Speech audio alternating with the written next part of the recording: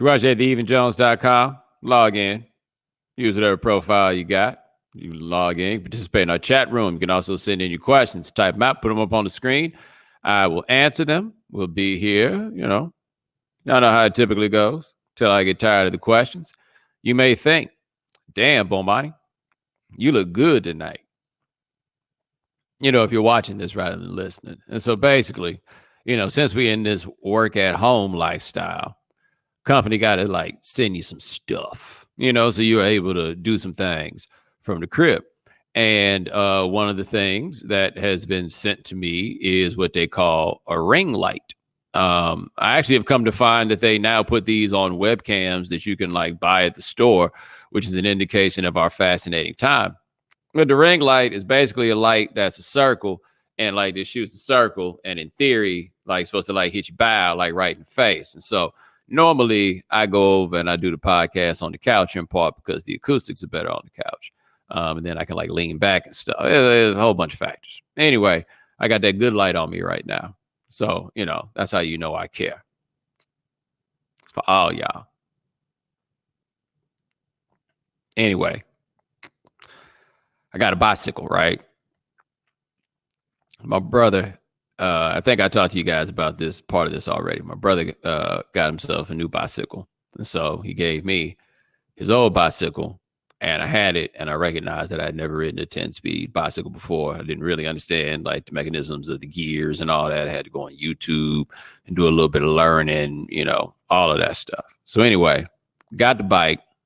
I probably spent $300 by the way on bike stuff. Right? Had to buy a pump, had to buy a lock, had to buy a helmet. I don't think I about to spend $300. That seemed like a little bit much. But I done had to make this required a capital investment that I really just thought I was getting a bike. You know what I mean? I was like, yeah, I'll take a bike.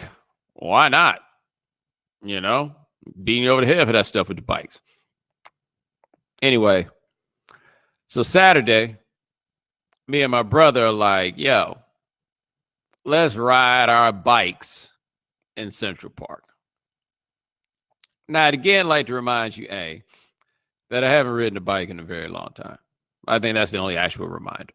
The other part is, I may have told you guys about this, but while we doing this bid, I have given myself a bit of a commitment, dedication of sorts to physical fitness, right? Hitting the apps, doing some workouts, getting my yoga on. You know what I'm saying? I'm about to be looking like Bruce Lee when I get out of here. That's my goal. That's what I'm going for, right? I ain't never going to be swole, but I can get it right. You know what I'm saying? I may or may not even have a booty by the time this is done. I've been working on them leg exercises. I feel a little different when I walk. I'm like, oh, okay. I see what this is. You know what I'm saying? So anyway, in step with my rededication to the physical fitness, I did a leg day on Friday. And it was a fairly strenuous leg day.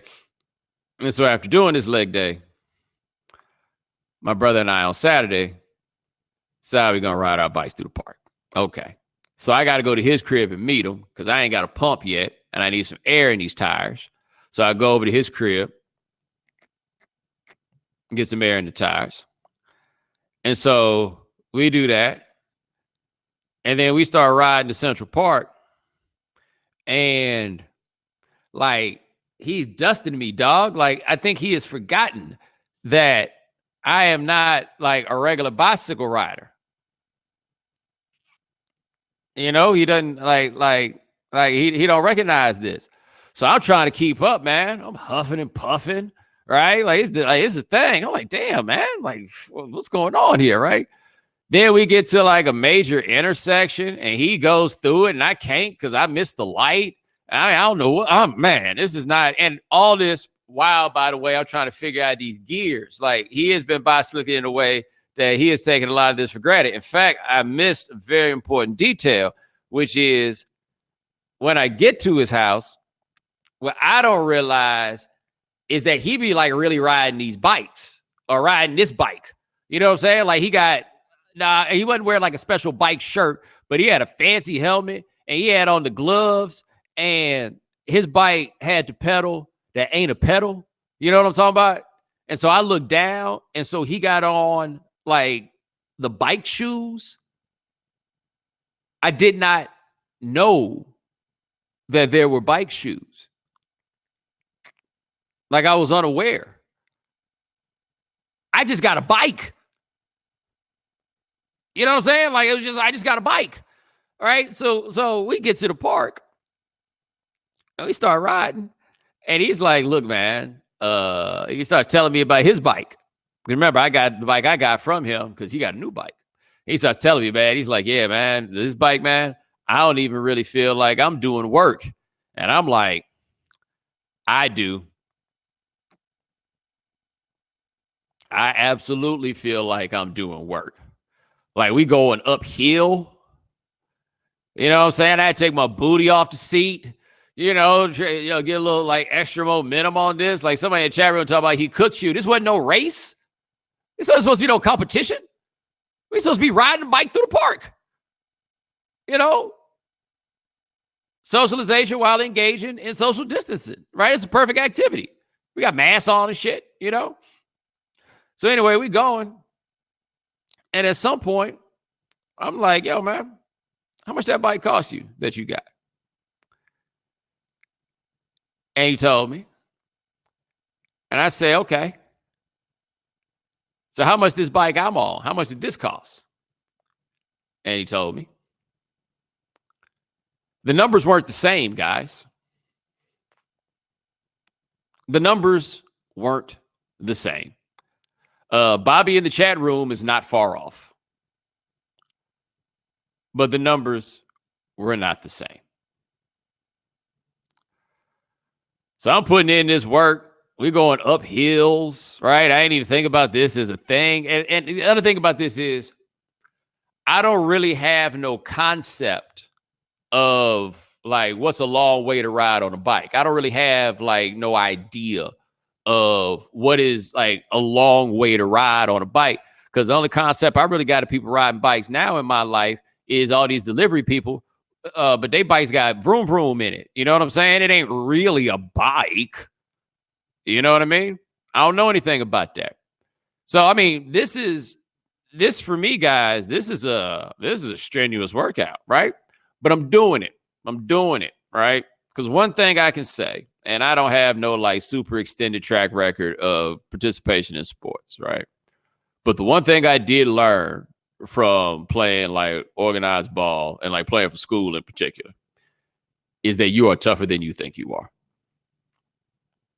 You know what I mean? Like, that's the thing that I learned. This shit is hard. This shit sucks, but you can do it. It is not going to kill you. Give it what you got. You probably can get over the hump on this, right? So, a little peer pressure going to keep me going. So, I made it through the entirety of the ride around the park. I think it was like a couple miles or something like that. Like, I did that. I don't know if that's a long way. I don't know if I should be proud of myself. I don't know. But I do know this. I'm on the bike. We kind of going up this hill. And I feel a little tug on my right foot. And I'm like, ruh-roh, shoelace done got caught in the pedal. Okay? But like, I recognize this early, and I call it out. I'm like, whoa, right? Because otherwise this fool would be halfway home. You know what I'm saying? He ain't accustomed to looking back. It's just not how he operates, on a bicycle at least. So I slow the bike down. And so it's on my right foot that I'm having this problem. But I can't really like attend to it. I don't remember exactly where my foot or how it was set up, but I can't really attend to it. And somehow I get the bright idea, and I've got the bike all the way slowed down, right? Somehow I get the bright idea that I'm just like, I can get my foot onto the ground off of the bike. Like, I can, take it to the angle and just lay it down, and I'll be able to put my foot down and it'll be all good. Except it became abundantly clear that I was not going to be able to get my foot down. By the way, you people saying 6.1 miles around Central Park, I feel you, but we were riding like inside the park, around the park, like there's trails and stuff. I don't know if we rode no 6 miles, to be perfectly honest, right? That number feels high. Anyway, I try to step that foot down, get it, perpendicular to the ground, and it ain't going perpendicular. It's going to the angle, and I realize there's nothing I can do to stop it. And so I land, and I land right on my hip, and I landed on my shoulder. And so I come down on this right side, and I'm still like kind of going. And so I need to kind of brace myself a little bit with the left hand. And I got up. I'm in a salty mood.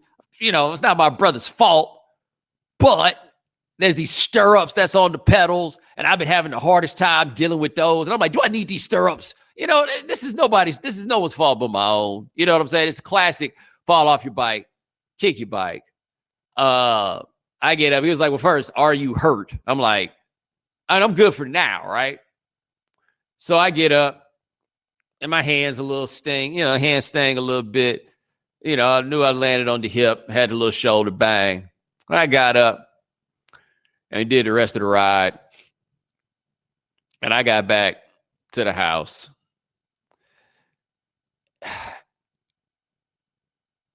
And let me actually retreat just a little bit to before I get to the house. Because let me tell you something about New York City and social distancing. I did not see any egregious examples of people disregarding social distancing while I was in Central Park. I did not. However, I don't think I have ever seen nearly as strict an adherence to social distancing as it felt like there was when I fell off of that bike. There was not a good Samaritan to be found, guys. Not one. They didn't know I was there with my brother. How would they know? Anyway, I get back to the crib. My brother sent me a text. He's like, yo, you ought to put some ice on that hip. I'm like, yeah, I'm going to do that. But I give it a couple hours. And then I put the ice on the hip. And then, man, after I've been on the couch for a little bit, I tried to get up and do something else. Oh, man. This was like the whole Cedric the Entertainer, like when he fell down on the Kings of Comedy. He's like, man, my whole side, like my left hand was banged up. My right hand still banged up. And I don't even remember like using that to hit the ground. My shoulder was all messed up. Like I was like, I could not, like, I could like walk around the crib and do stuff. But if I needed to like walk up the street, I ain't have nothing for you. Nothing at all. And all I did was fall down. And it got me to thinking how like kids fall off the bike. They ain't never hurt necessarily, but they get up and they do all that crying and everything else, man. But they shake it off and they good. Yo, they the ones that got this right. Because I fell off that bike and I took it like a man. Yo, man, it's been 5 days. I'm still feeling it. I'm still feeling it. Like yesterday, it was only for like a couple hours, but it was bad. Like I was laid up for 2 days. And all I did was gently fall off a bicycle. That's it.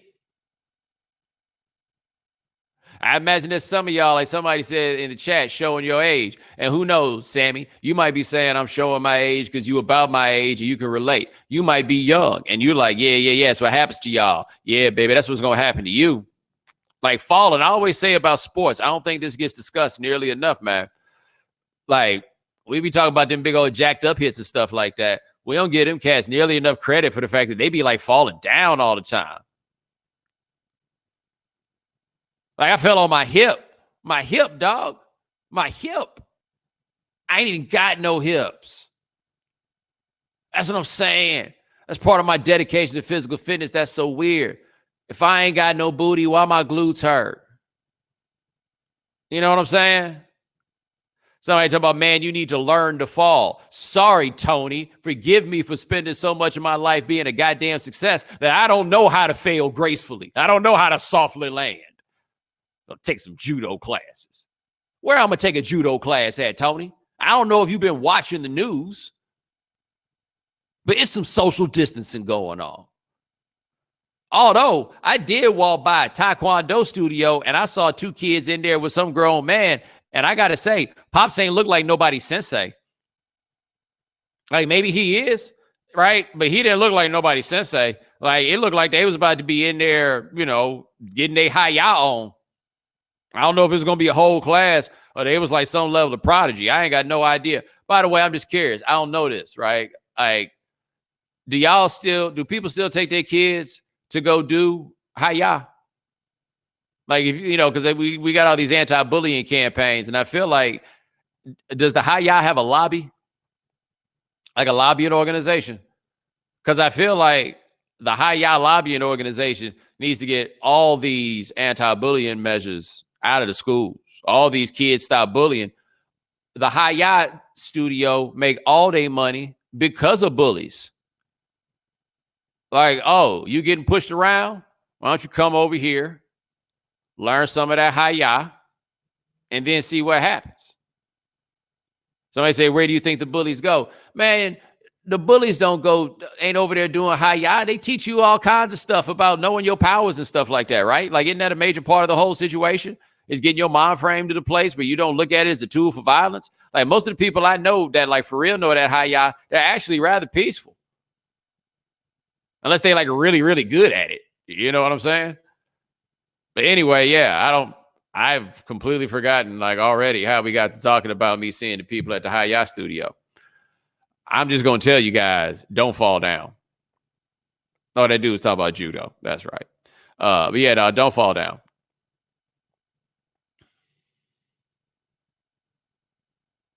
So I said, don't fight bikes. I want to fight that bike so bad. Like, I'm just now really coming to terms with the fact that most of that all was like my fault. Like just now.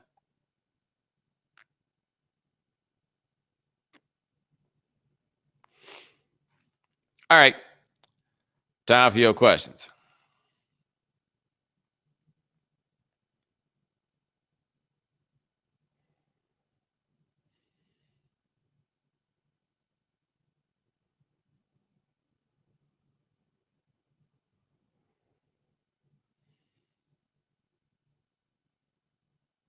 Oh, we got a lot of good questions today.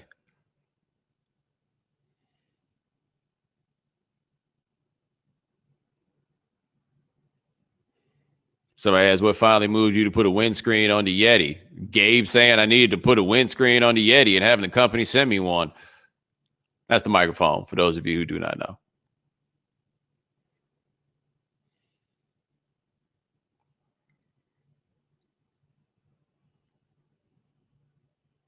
I'll do this. Do you find it harder to deal with success than failure? I've had a lot of success and made a lot of cash before 30, but I feel like a bad time is around the corner. I was kind of thinking about something along these lines the other day. I think it may have been yesterday. I don't remember exactly why, but I was thinking about this. I am definitely better at dealing with failure than I am with dealing with success.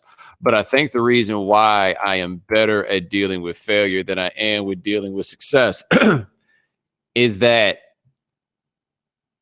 I treat failure and success basically the same way, which is to say that I am far less inclined toward misery when something has gone wrong, but also far less inclined toward euphoria when something goes right. Does that make sense? Like, I kind of keep this level here. Like,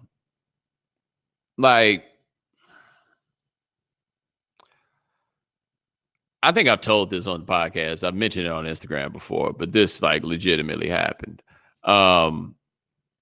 We did the first day of high noon, and like I recognize that like doing the first day of it was cool, getting the TV show was cool. But the truth is, man, I've been on television shows before. Like one thing I learned from when I worked at ESPN in 2007 and then wound up going from there to work in local radio was that like the magnitude of what I'm doing or what I'm working on, it's for me.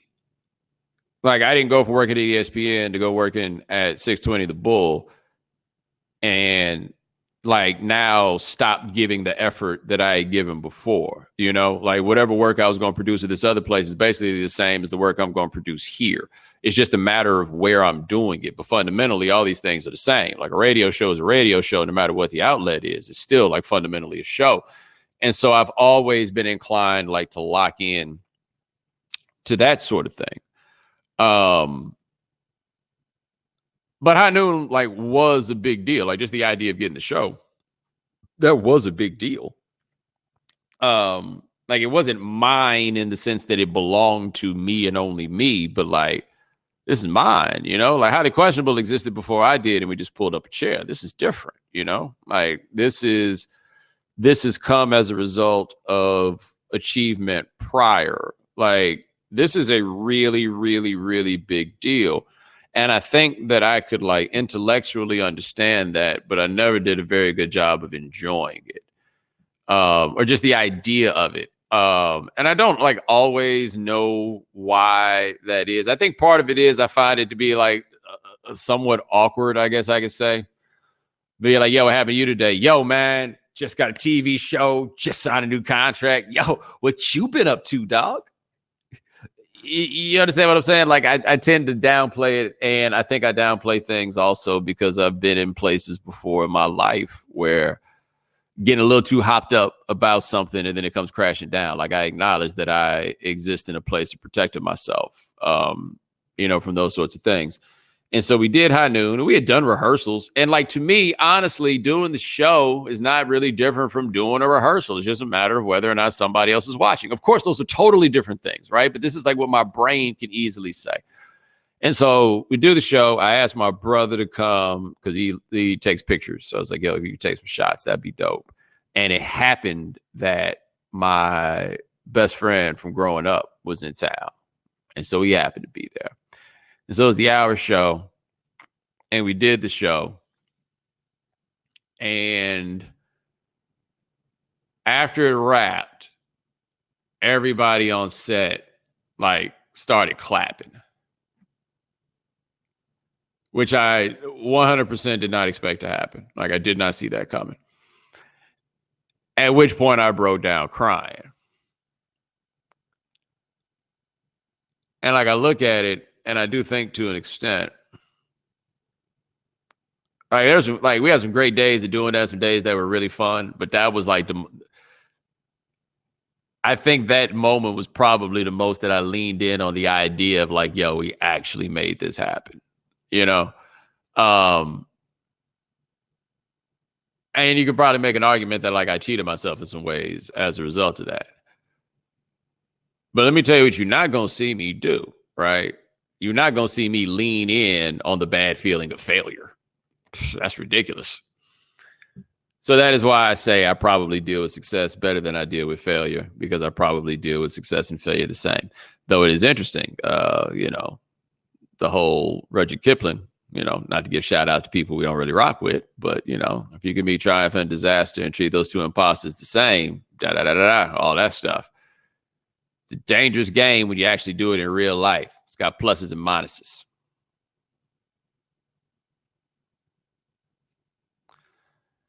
All right. Appreciate the question. Let's see what else we got here.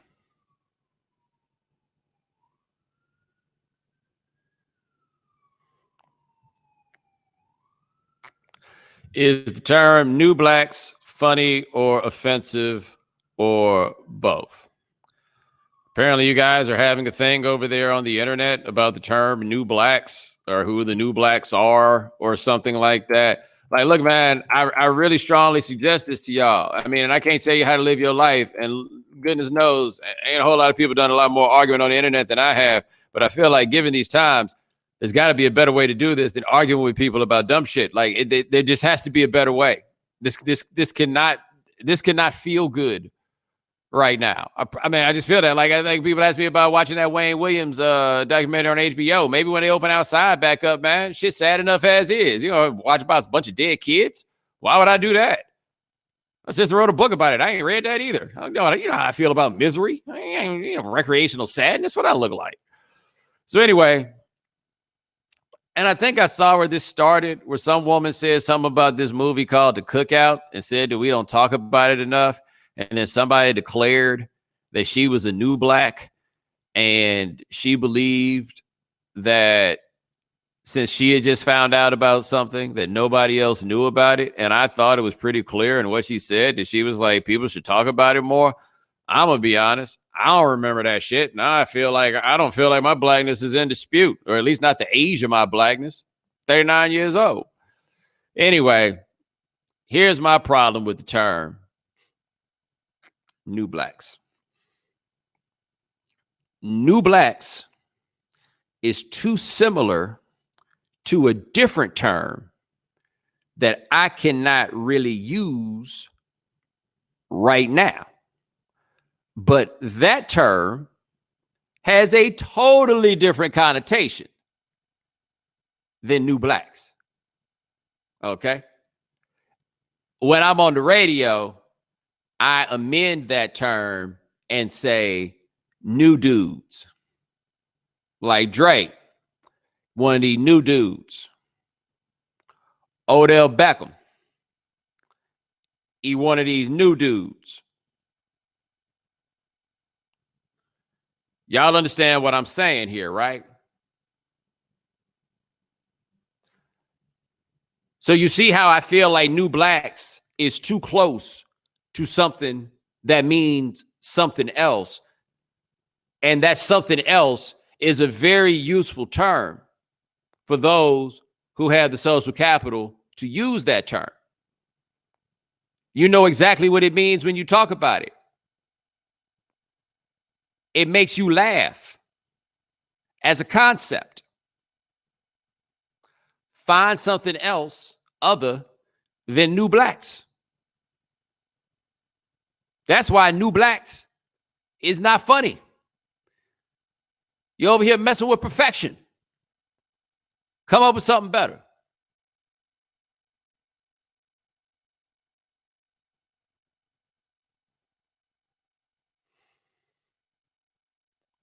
Appreciate the question. Let's see what else we got here. Somebody in the chat talking about, are you curious to see how the reopening of the Atlanta child murders ultimately concludes? Why are you asking me about this sad shit? Do you want to be sad?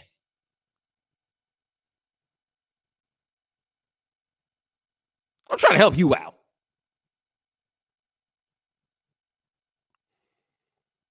Anyway, find another question.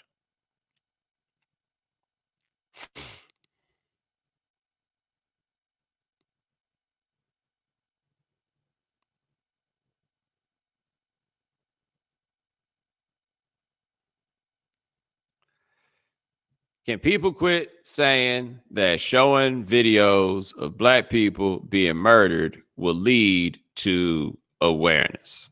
All right. So this is interesting. Some of you may have seen me on the Twitters about it this morning. Not everybody agreed with me, even though I don't think there was anything to actually disagree with. But, it's the nature of the beast. So anyway, what's the young man's name? Is it Ahmaud Arbery? I've read it. I don't know how to say it. I think that's how you pronounce his name. Forgive me if I've gotten it wrong. So apparently he was jogging in a neighborhood in Brunswick, Georgia, and these three white dudes, Ahmaud. Okay, yeah. It's three white dudes. Like, it's almost on like cartoon stuff, right? Like three white dudes in a pickup truck ran up on him with a shotgun. Like they said that he was a suspect in a robbery or something like that. But anyway, ran up on him, shot him down. I don't really know the particulars, though I'm sure many of you know the particulars, because a video of this has surfaced. I actually read a newspaper article a few minutes ago that said that the video was taken by one of the pursuers of Ahmaud Arbery, which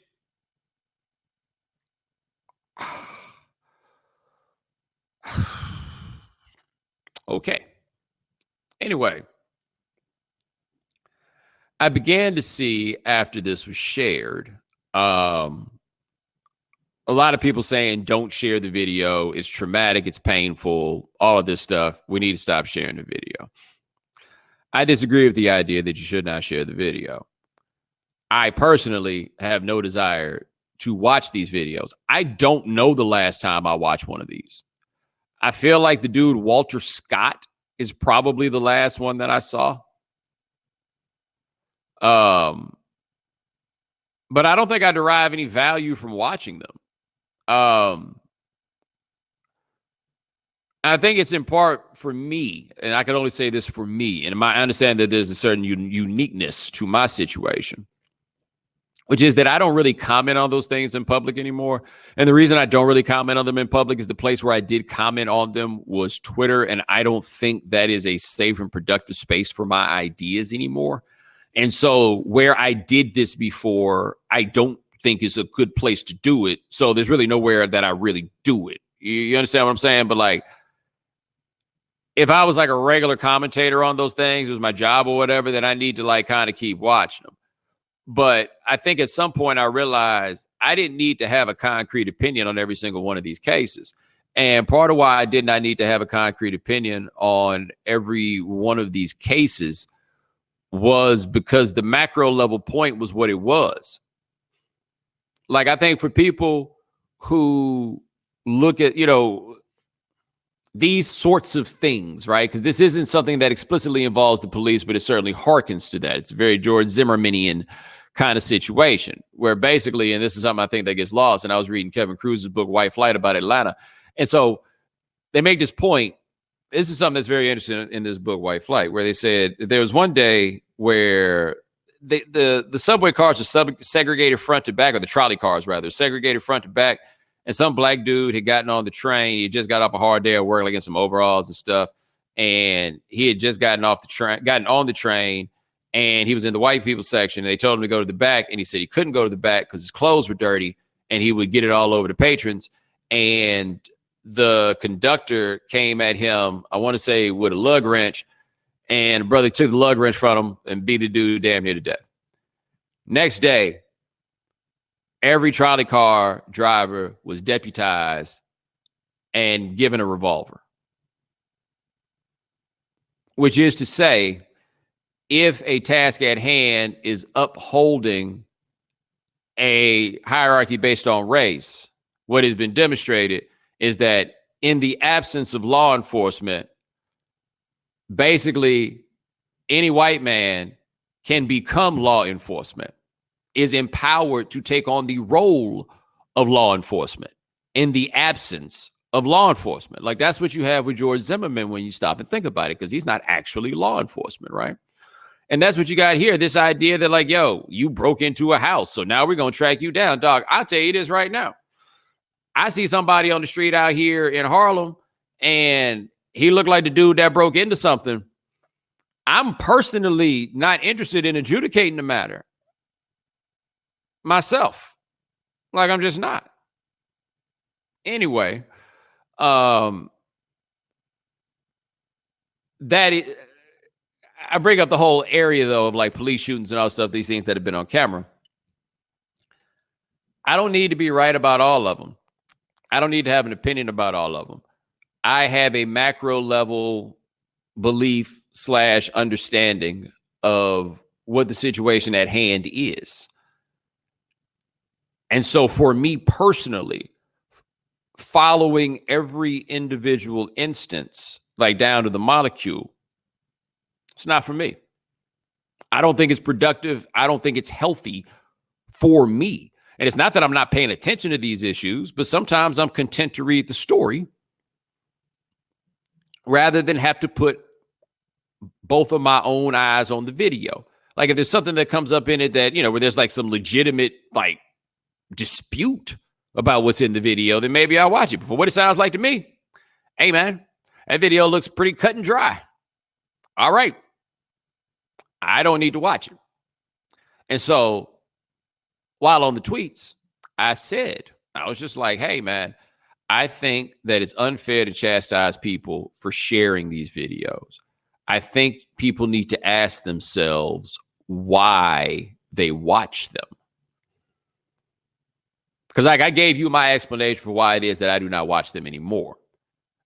I think a lot of people watch these videos and don't give a lot of thought as to why it is that they do that. I think that's something worth considering. I think that's something you should think about before you inflict this pain upon yourself. I don't think there's any guilt in saying, nah, man, I don't need to watch another person get killed. I don't see anything to feel guilty about with that. Myself. I don't. Right? You don't feel like it. It don't make you feel good. You ain't got to do it. But I do think that there's something to the idea that sharing these videos does lead to awareness. Because if you go back to 2014 and those times, the ones where we had videos, those are the ones that did make people more aware. There are a lot of people who, after what happened in those times and seeing those videos, who saw something different. My thing is, though, at this point, I raise the question as to who are the people now that are still like swayable? Like maybe they're young, right? Like maybe they're like 18, 19 or something like this, and they weren't paying attention when this was like all the rage a few years ago. Maybe that's what it is. But like on a whole lot of these things, I get torn on like how I should handle stuff personally, because I'm like, yo, man, at this point, either you know who I am or you don't. You done heard me or you haven't. I'm not swaying you on this. And I don't really feel like fighting people about this. I don't feel like arguing. I'm not really in the business of changing minds anymore, because I don't feel like there's any minds left for me to truly change. Right? All I can do is kind of make some points and state some ideas and have people see them over and over again, and then maybe they figure something out. But I don't have to go down this ride on every single one, and I don't think it's necessarily healthy. Like, I don't know if healthy is the right way to put it, because I think that people do vent a lot of emotions on the internet about these things, but they feel like they don't have a place to do so. And there could be like something communal in people, man, because this stuff, man, for black folks is terrifying in a lot of ways, you know? And so I think there's a value in the commune and kind of the you know, letting those feelings out, that frustration and everything. I just personally don't want to participate in that way. And I don't blame you if you do want to participate in that way. But truly ask yourself if that's the best thing for you. And that was really the only point that I had. And people were like, well, autoplay. Look, I'm not blaming you for watching it. I'm just saying, and if the problem is autoplay, you can go fix that. That's a switch, right? You can go hit a button, take care of that. You know? So whatever your reason is your reason. But I encourage you to scrutinize that reason and ask yourself if you're doing right by yourself.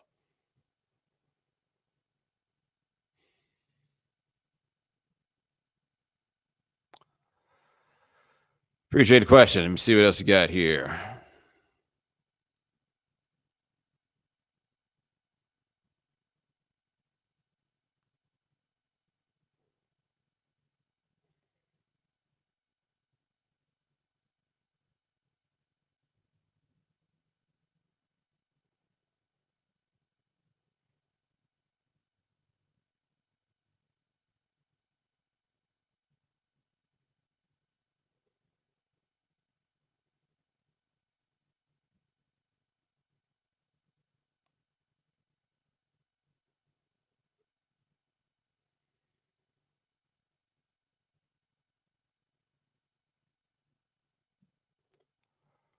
Hold on. I said you had all these good questions, and now I ain't even like, I'm scrolling through and can't find one.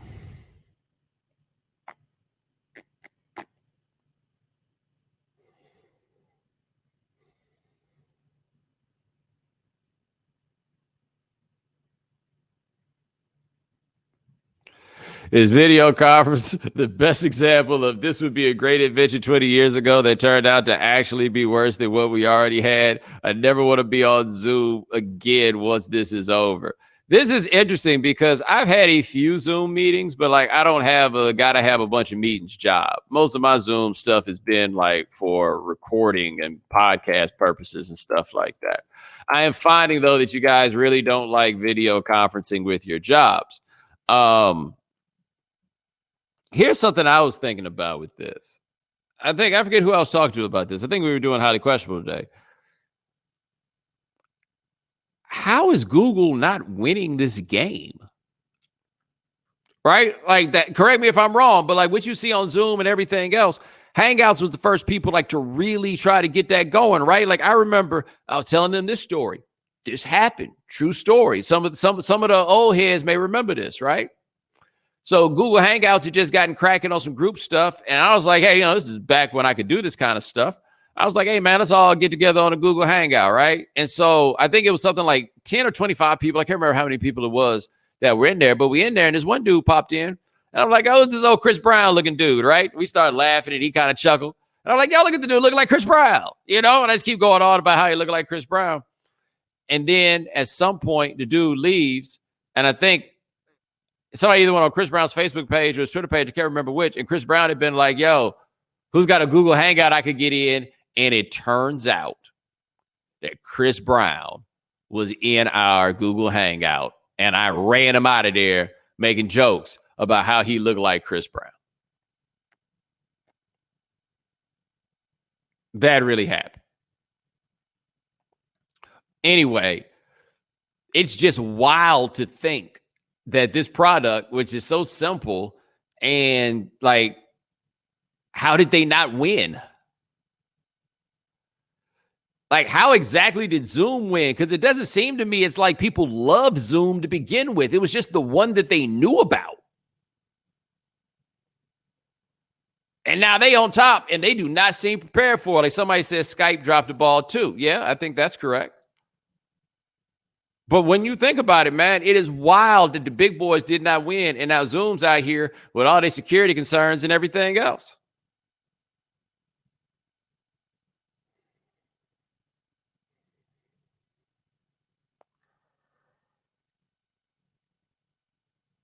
Appreciate the question. See what else you got here.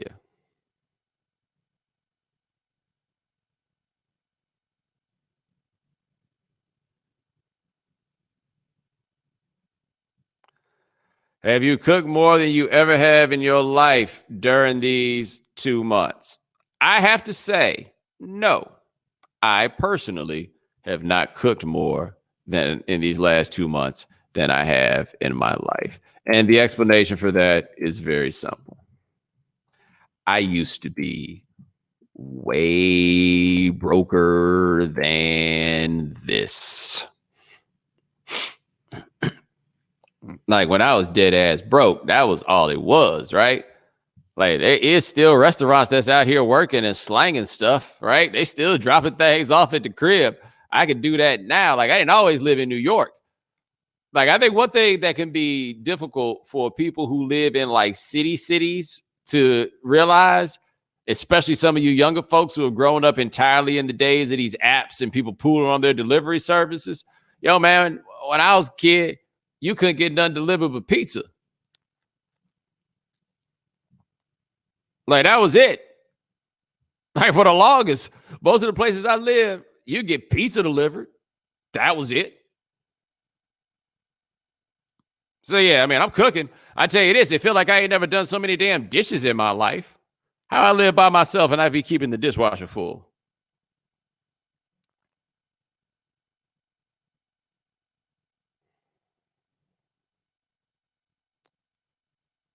All right, appreciate the question. Let's see what else you got here. Did I already take this question down?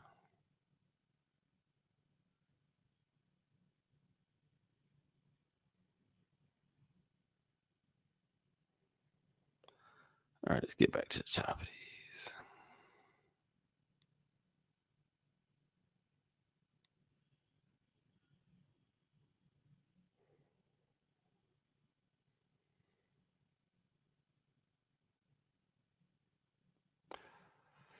Did you mess with buffets before that Rona? You think they're going to come back? Look, I mean, I've eaten at a buffet or 2 or 20 in my life. Like, I don't really know the last time I did the buffet thing, but I certainly wasn't above it. Buffets are going to come back. Am I going back to the buffet? Highly unlikely. But if I've learned anything from watching television, people are down to go back to do a bunch of stuff that I personally would not do. I'm also not at that age where I can just sit down and be like, we're going to spend our afternoon eating. Like 16, 17, 18, even like getting up to 19, you just sit down and you just go to work. Stay around long enough to get hungry again and do it again.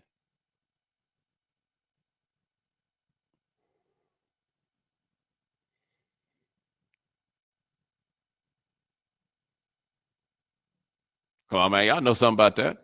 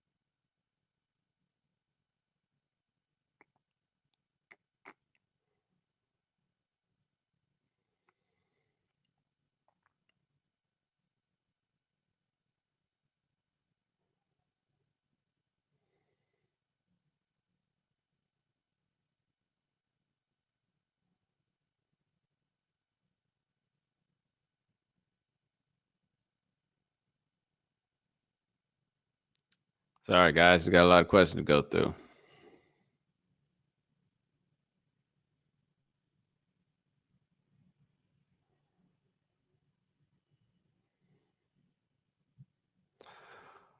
On Twitter, you mentioned how unbelievable many of Rick James' life stories are. Is there one you'd like to share that to this day you refuse to believe? It's not even like a to this day sort of thing with me or Rick James. I just read Glow, his autobiography, and apparently he has two autobiographies out. I think one of them is called like Confessions of a Super Freak.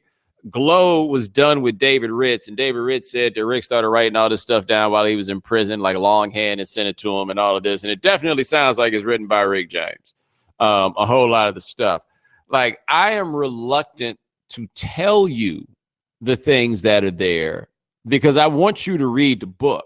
But somebody came on Twitter and put a list of all these R&B cats and was like, which one of them you want to see a biopic from? And it was like Donny Hathaway, Marvin Gaye, Sam Cooke, Curtis Mayfield, Otis Redding, a couple more. And I'm like, look, the answer here is Rick James. Like, it's not even close. Like, it's somebody who knows a lot about Marvin Gaye and who knows a lot about Sam Cooke. Everybody's like, obviously, Marvin Gaye, there's so many levels and layers to him. Let me ask you a real question. Knowing what you know about Marvin Gaye, what the hell about that make you want to watch it for 2.5 hours or 2 hours or an hour and a half? Like, again, what is it with y'all in this recreational sadness? And by the way, Marvin Gaye, not a good dude, and not even in no way that you can laugh off, right? Why y'all want to watch that? Sam Cooke, that would probably be an interesting one. You know what I'm saying? Another one with like a horribly disappointing, or not, dude, it's just sad ass ending or whatever. Dude, with Rick James, we're talking about felonies, like for real felonies in multiple continents. In fact, this is the best way that I can put it for you with Rick James. All right. And something that you got to understand about Rick James is that when Rick got famous, he was not young. Rick was 30 when the first Rick James album came out. All right, let me make sure I got that right. It was 78. Yeah, first Rick James album, Stone City Band, came out when he was 30 years old. So he lived a lot of life. And that album came out in 1978. So that means that in 1968, Rick James is 20 years old. Summer of Love, he's 21, right? Like all of that stuff, okay? The most what the fuck stuff with Rick James is before he gets famous. and not in the way that you think, right? Like this isn't just all like he became a drug addict like at the end, and he always had his drug situations. But the wild stuff about Rick James, it's not really like the super cocaine fueled stuff. No, man, y'all don't. No. I'm telling you, man. Rick James movie, I have said after reading that autobiography, I'm like, okay, so the only reason that no one greenlit this sooner is because nobody will believe that this is the truth. Like, it's that wild. The one thing, though, by the way, that I can tell you about that autobiography is that the story of Rick and his girl kidnapping that woman and like locking her up in the basement and burning her with a crack pipe, he is adamant that that is not true. That he was getting shaken down by her pimp or something like that. But he is adamant that that is not true. And I will have to say that there's a whole bunch of things that he copped to and claimed in that autobiography that if I was going to lie about it, I would have lied about some of those things before I lied about like I was a crackhead and did something really crackheadish in the midst of a book that has a whole lot about, you know, what you was doing when you was a crackhead. Like Charles Manson comes up in the Rick James stuff. Yeah, that's what Charles Manson come and like in a real way. A real way.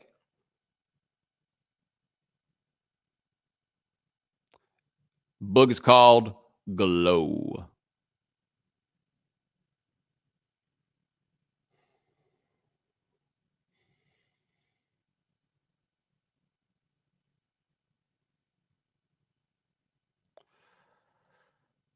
Appreciate the question. Let's see what else you got here.